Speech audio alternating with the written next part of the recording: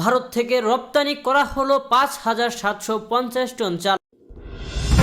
সিলেটে মাছ বিক্রি নিয়ে ২ গ্রামবাসীর সংঘর্ষ, আহত অর্ধশত মানুষ। আরও জানিয়ে দেব, প্রসারিত হচ্ছেন বাংলাদেশ ও পাকিস্তানের সম্পর্ক, বাণিজ্য বাড়ার আশা আরও ৪। সর্বশেষ জানিয়ে দেব, হত্যাকারীর দল নির্বাচনে অংশগ্রহণ করতে পারবেন না বলেছেন ডক্টর শফিকুর রহমান। এতক্ষণ শুনছিলেন সংবাদ শিরোনাম, এবার বিস্তারিত। ভারত থেকে আমদানি করা ৫,৭৫০ টন চাল বাংলাদেশে এসেছে। আন্তর্জাতিক দরপত্রের মাধ্যমে এ চাল এনেছে খাদ্য অধিদপ্তর। খাদ্য মন্ত্রণালয়ের সিনিয়র তথ্য কর্মকর্তা ও জনসংযোগ কর্মকর্তা ইমদাদ ইসলাম এ তথ্য জানিয়েছেন। ইমদাদ ইসলাম বলেন, আন্তর্জাতিক দরপত্রের মাধ্যমে খাদ্য অধিদপ্তরে ভারত থেকে আমদানি করা ৫০,০০০ টন সেদ্ধ চালের প্রথম চালান ৫,৭৫০ টন বাংলাদেশে এসেছে। এ চাল নিয়ে এমভি ফুরথানহো ৩৬ জাহাজটি মোংলা বন্দরে ভিড়েছে। জাহাজে থাকা চালের নমুনা সংগ্রহ করে ভৌত পরীক্ষায় ইতোমধ্যে শেষ হয়েছে উল্লেখ করে ইমদাদ ইসলাম বলেন, দ্রুত জাহাজ থেকে চাল খালাস শুরু হবে, এজন্য প্রয়োজনীয় ব্যবস্থা নেওয়া হয়েছে। এর আগে গত ১১ জানুয়ারি উন্মুক্ত দরপত্র চুক্তির আওতায় ভারতের অন্ধ্রপ্রদেশের কাকিনাডা বন্দর থেকে ২৬,৯৩৫ টন চাল নিয়ে চট্টগ্রাম বন্দরে এসেছিলেন এমভি এসডিআর ইউনিভার্স। ভারতীয় একটি প্রতিষ্ঠান থেকে ৫৬ টাকা ৫৯ পয়সা কেজিতে ৫০,০০০ টন সেদ্ধ চাল আমদানি করা হয়েছে, যা বাংলাদেশি মুদ্রায় ২৮২ কোটি ৯৬ লাখ টাকা। সেই হিসাবে প্রতি কেজি চালের দাম পড়বে ৫৬ টাকা ৫৯ পয়সা। সিলেটের কোম্পানিগঞ্জে মাছ বিক্রি নিয়ে ২ গ্রামবাসীর রক্তক্ষয়ী সংঘর্ষের ঘটনা ঘটেছে। এতে ২ গ্রুপের অর্ধশতাধিক আহত হয়েছেন। আহতরা সিলেট ওসমানী মেডিকেল কলেজ হাসপাতাল, কোম্পানিগঞ্জ উপজেলা স্বাস্থ্য কমপ্লেক্স সহ বিভিন্ন হাসপাতালে চিকিৎসা নিয়েছেন। মঙ্গলবার দুপুরে কোম্পানিগঞ্জ উপজেলার বউবাজারে এ ঘটনা ঘটে। কোম্পানিগঞ্জ থানার ওসি উজের আল মাহমুদ আদনান সংঘর্ষের বিষয়টি কালবেলাকে নিশ্চিত করেছেন। প্রত্যক্ষদর্শীরা জানান, পরিস্থিতি স্বাভাবিক করতে ঘটনাস্থলে টিয়ার শেল নিক্ষেপ করে পুলিশ। এতে ২ পক্ষের লোকজনকে ছত্রভঙ্গ করে পরিস্থিতি নিয়ন্ত্রণে আনে পুলিশ ও স্থানীয় সূত্রে জানা যায়, গত রোববার সকালে বউবাজারে মাছ ব্যবসায়ীদের মধ্যে মাছ বিক্রি নিয়ে বাকবিতণ্ডা হয়। এক পর্যায়ে তা সংঘর্ষের রূপ নেয়, যা ২ গ্রামের মানুষের মধ্যে ছড়িয়ে পড়ে। গ্রামবাসী লাঠি ও দেশীয় অস্ত্র হাতে করে অপরের উপর হামলা চালায়। এ ঘটনায় ২ জন আহত হন। পরে বিষয়টি সালিশের মাধ্যমে সমঝোতার চেষ্টা করেন স্থানীয় মুরব্বীরা। এর জেরে মঙ্গলবার সকাল থেকে সিলেট ও ভোলাগঞ্জ মহাসড়কে উভয় পক্ষের লোকজন জড়ো হতে থাকে। আরও জানা যায়, এ সময় দুপক্ষের লোকজন ইট ও পাথর নিক্ষেপ করে। মুহূর্তে সিলেট ও ভোলাগঞ্জ মহাসড়ক রণক্ষেত্রে পরিণত হয়। খবর পেয়ে পরিস্থিতি নিয়ন্ত্রণে পুলিশ টিয়ার সেল নিক্ষেপ করে। এ ঘটনায় কোম্পানিগঞ্জ এলাকায় এখন পর্যন্ত থমথমে অবস্থা বিরাজ করছে। রাস্তার উভয় পাশে শত শত পর্যটক ও যাত্রীবাহী যানবাহন আটকা পড়ে। বিকেল ৩টার দিকে পরিস্থিতি নিয়ন্ত্রণে আনার চেষ্টা করে পুলিশ, সেই সঙ্গে যান চলাচল স্বাভাবিক হয়। সংঘর্ষ থামাতে আহত হন কোম্পানিগঞ্জ উপজেলা পরিষদের সাবেক ভাইস চেয়ারম্যান লাল মিয়া, পশ্চিম ইসলামাপুর ইউনিয়ন পরিষদের চেয়ারম্যান জিয়ার আলী, সালিশ ব্যক্তিরা, সাংবাদিক সহ উভয় পক্ষের বেশ কয়েকজন। কোম্পানিগঞ্জ থানার ওসি উজের আল মাহমুদ আদনান বলেন, তুচ্ছ ঘটনা নিয়ে দুপক্ষের সংঘর্ষে অর্ধশতাধিক আহত হয়েছেন। আমি ফোর্স নিয়ে ঘটনাস্থলে গিয়ে পরিস্থিতি নিয়ন্ত্রণে আনতে সক্ষম হই। এলাকার পুলিশ মোতায়েন করা হয়েছে।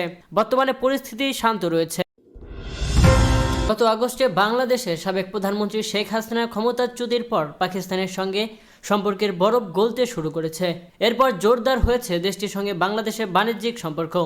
ফলে আগামী ১ বছরে ২ দেশের মধ্যে ৩ গুণ বেড়ে $৩০০ কোটি পৌঁছাতে পারে, যা বর্তমান সময়ের চেয়ে ৪ গুণ বেশি। মঙ্গলবার নিক্কে এশিয়ার এক প্রতিবেদনে এ তথ্য জানানো হয়েছে। ১৯৭১ সালে মহান মুক্তিযুদ্ধে দীর্ঘ সংগ্রামের মধ্য দিয়ে পাকিস্তানের কাছ থেকে স্বাধীনতা পায় বাংলাদেশ।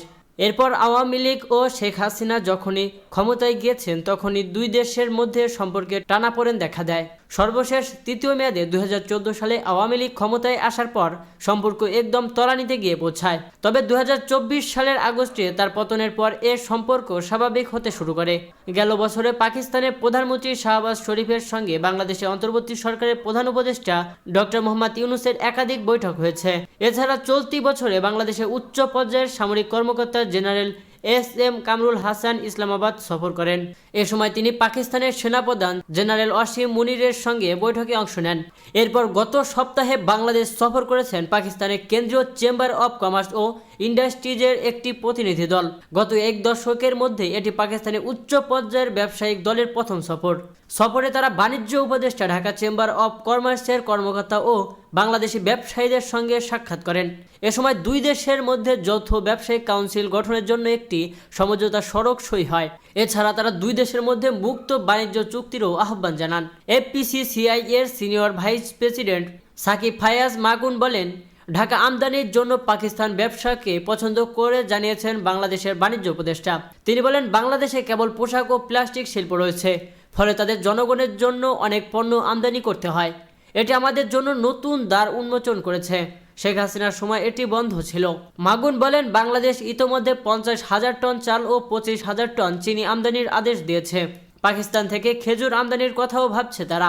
তিনি নিক্কেই এশিয়াকে বলেন, বাণিজ্য নিষেধাজ্ঞা দূর হলে 1 বছরের মধ্যে বার্ষিক বাণিজ্য $300 কোটি পৌঁছাবে। আমরা চাল, চিনি, তেল, তুলার সুতা ও নারীদের পোশাকের মতো অনেক পণ্য আমদানি করতে পারি। এছাড়া দুই দেশের মধ্যে সম্পর্কের অন্যতম গুরুত্বপূর্ণ সূচনা হলো চট্টগ্রাম করাচির জাহাজ যোগাযোগ চালু হওয়া, যা গত 52 বছরের মধ্যে ব্যবহৃত হয়নি। এছাড়া দুই দেশের মধ্যে সরাসরি ফ্লাইট চালুর বিষয়টি যাচাই বাছাই করা হচ্ছে। 2018 সালের পর থেকে এ যোগাযোগ বন্ধ রয়েছে। বাংলাদেশ জামাতে ইসলামীর আমির ডক্টর শফিকুর রহমান বলেছেন, আওয়ামী লীগ প্রমাণ করে দিয়েছে তারা কোনো রাজনৈতিক দল নয়, গণহত্যাকারী একটি সিন্ডিকেট। তারা আমাদের রাজনীতি থেকে নিষিদ্ধ করেছিল, আল্লাহ তাদের মানুষের মনের মধ্যে নিষিদ্ধ করেছে। গণহত্যাকারী এ দল বাংলাদেশের নির্বাচনে অংশগ্রহণ করতে পারবে না। আগে গণহত্যার বিচার হোক ও ক্ষতিগ্রস্তরা তাদের ইনসাফ পাক, তারপর তারাই রায় দিবে আওয়ামী লীগ এ দেশের রাজনীতি করতে পারে কিনা। মঙ্গলবার বিকেলে বরিশাল নগরীর কেন্দ্রীয় হেমায়েত উদ্দিন ঈদগাহে জামাতে ইসলামের কর্মী সম্মেলনে প্রধান অতিথির বক্তব্যে এসব কথা বলেন তিনি। 24-এর অভ্যুত্থান প্রসঙ্গ টেনে শফিকুর রহমান বলেন, বৈষম্যবিরোধী ছাত্র আন্দোলনে হাজার হাজার মানুষকে হত্যা করা হয়েছে। নিহত ও আহতের সংখ্যা 36,000-এরও বেশি হয়েছে। 2 চোখ হারিয়ে যারা অন্ধ হয়েছেন তাদের সংখ্যা 500 হবে। হাসপাতালের শয্যায় কাতরাচ্ছেন 250-এর অধিক। 1 চোখ হারিয়েছেন 700 জন। এর সরকারের কাছে আমরা দাবি জানাবো জাতীয় বীর হিসেবে তাদের মর্যাদা দেওয়ার জন্য। তিনি আরও বলেন, এত ঘটনা কেন ঘটল? তারা কথার ও অর্থের রাক্ষস। তারা দাম্ভিক ও অহংকারী ছিল। মানুষ ও বিভিন্ন দলকে তুচ্ছ তাচ্ছিল্য করেছে। মানুষ বলে তারা কাউকে সম্মান করত না। দুনিয়ার কিছুটা পাওয়া তারা পেয়েছেন, কিন্তু পাওয়া তাদের বাকি আছে। যেহেতু তারা গণহত্যার নেত্রী এবং দল, সেহেতু আমরা চাই গণহত্যাকারী দল এবং প্রত্যেকটি ব্যক্তির বিচার হোক।